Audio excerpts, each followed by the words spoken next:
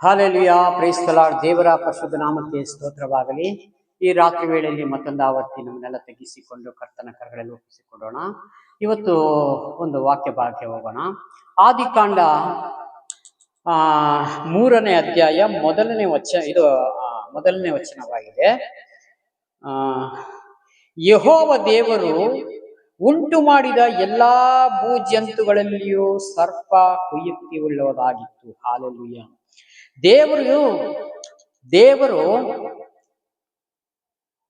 ಯೆಹೋವ ದೇವರು ಉಂಟು ಮಾಡಿದ ಎಲ್ಲಾ ಭೂಜಂತುಗಳಲ್ಲಿಯೂ, ಹಾಲೆಲೂಯಾ. ಇವತ್ತು ಕ್ರಿಮಿ ಕೀಟ ಭೂಜಂತುಗಳು ಎಲ್ಲವೂ ನೋಡ್ತಾ ಇದ್ದೇವೆ ಪ್ರಿಯರೇ. ಹಾಲೆಲೂಯಾ.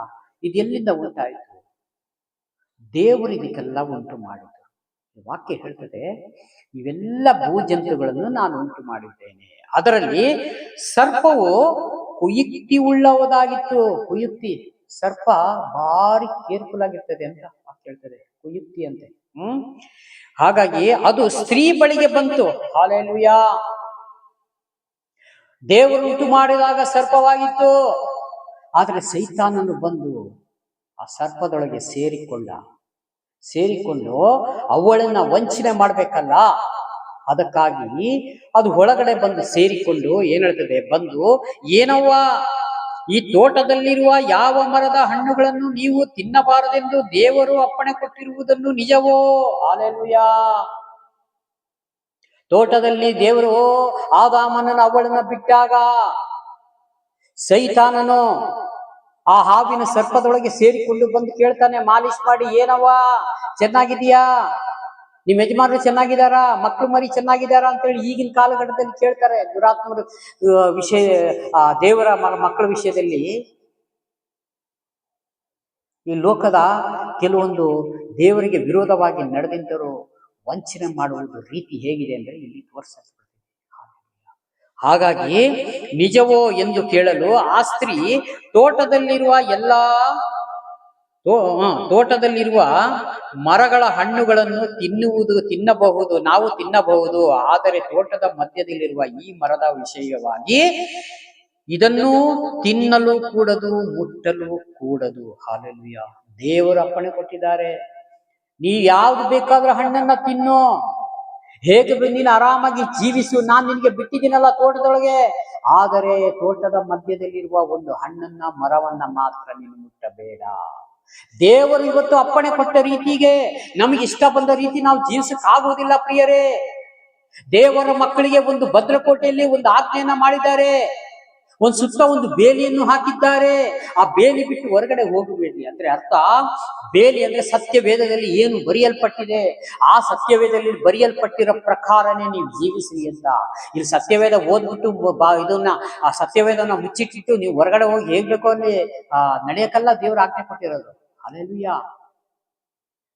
ಇಲ್ಲಿ ಭೂಮಿ ಆಕಾಶ ಅಳೆದು ನನ್ನ ಮಾತು ಎಂದು ಅಳಿಯುವುದೇ ಇಲ್ಲ, ಇದು ಸೇನಾಧೀಶ್ವರನಾದ ದೇವರು ನನ್ನ ನುಡಿಯಾಗಿದೆ ಅಂತ ಅನೇಕ ಬಾರಿ ವಾಕ್ಯದೊಳಗೆ ದೇವರು ಹೇಳ್ತಾ ಇದ್ದಾರೆ.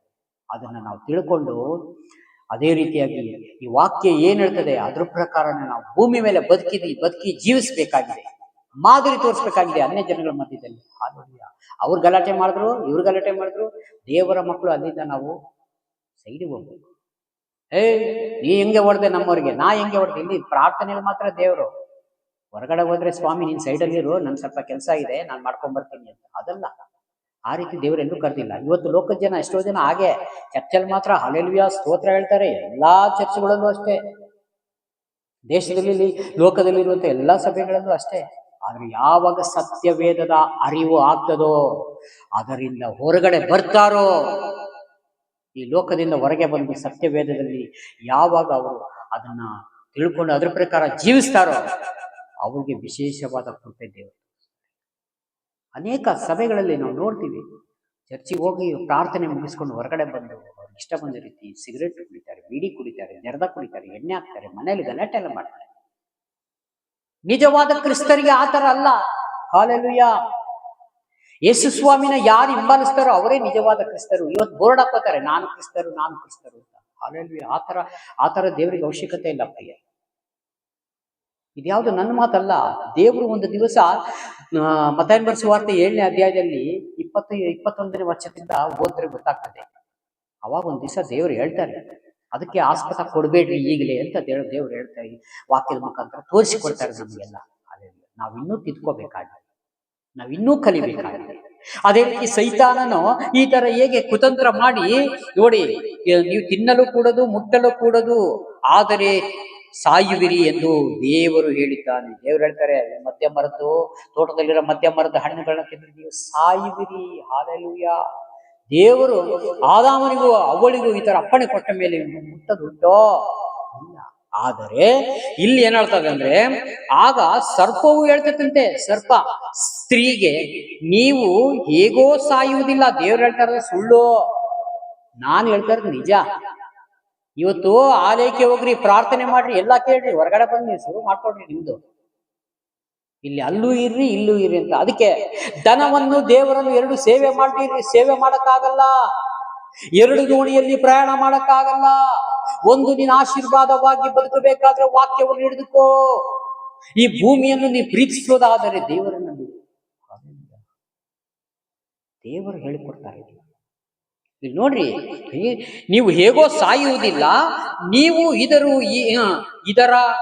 ಇದರ ಹಣ್ಣನ್ನು ತಿಂದಾಗಲೇ ನಿಮ್ಮ ಕಣ್ಣುಗಳು ತೆರೆಯುವವು, ನೀವು ದೇವರಂತೆ ಆಗಿ ಒಳ್ಳೆದರ ಕೆಟ್ಟದರ ಭೇದವನ್ನು ಅರಿತವರಾಗಿರುವಿರಿ. ಹಾಲೆಲೂಯಾ. ನೋಡ್ರಿ, ಈ ಹಣ್ಣನ್ನ ನೀನ್ ತಿನ್ನು ಅಂತ ಪ್ರೇರೇಪಣೆ ಕೊಟ್ಟಾಗ ಈ ಸ್ತ್ರೀ ಏನ್ ಮಾಡಿದ್ಲು? ಹಣ್ಣನ್ನ ತೆಗೆದುಕೊಂಡು ಹಣ್ಣು ತಿಂದಳು, ತನ್ನ ಗಂಡನಿಗೆ ಆದಾಮನಿಗೂ ಕೊಟ್ಟಳು. ಆದಾಮನಿಗೆ ಕೊಟ್ಟ ನಂತರ ಏನಾಯ್ತು? ಭೂಮಿಗೆ ಶಾಪ ಬಂತು. ಹಾಲೆಲೂಯಾ. ಇನ್ನು ವಚನ ತುಂಬಾ ಇದೆ, ಅದಕ್ಕಾಗಿ ನಾನು ಇಲ್ಲಿಗೆ ಮುಕ್ತಾಯ ಮಾಡ್ತೀನಿ. ಯಾಕೆ ಈ ಮಾತು ಹೇಳ್ತಾ ಇದ್ದಾರೆ ಅಂದ್ರೆ, ದೇವರು ನೀನ್ ಎಲ್ಲವನ್ನು ನೀನ್ ಮಾಡಿಕೋ, ಎಲ್ಲವನ್ನು ತಿನ್ಕೋ, ನೀನ್ ಆರಾಮಾಗಿರು, ಆದರೆ ನಾನು ಹೇಳುವಂತ ಹಣ್ಣನ್ನು ತಿನ್ನಬೇಡ. ಇವತ್ತು ದೇವರ ವಾಕ್ಯವನ್ನು ನೀನು ಹೇಳಿಕೊಡುವಂತ ವಾಕ್ಯದ ಪ್ರಕಾರ ಜೀವಿಸು. ದೇವರನ್ನ ಬಿಡದ ಪ್ರೀತಿಸಿ, ದೇವರನ್ನ ಹಿಡಿದುಕೊಂಡು ಅದ್ರ ಪ್ರಕಾರ ಜೀವಿಸು.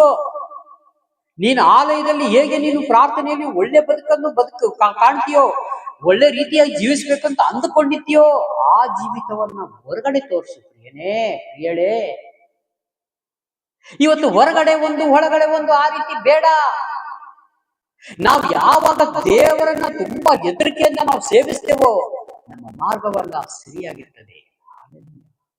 ಯಾವಾಗ ದೇವರನ್ನ ನಾವು ನೆಗ್ಲೆಕ್ಟ್ ಮಾಡ್ತೀವೋ, ಅಲ್ಲಿ ದುರಾತ್ಮನ ಕಾರ್ಯ ಬರ್ತದೆ, ನಮ್ಮೊಳಗೆ ಕಾರ್ಯ ಮಾಡ್ತಾನೆ.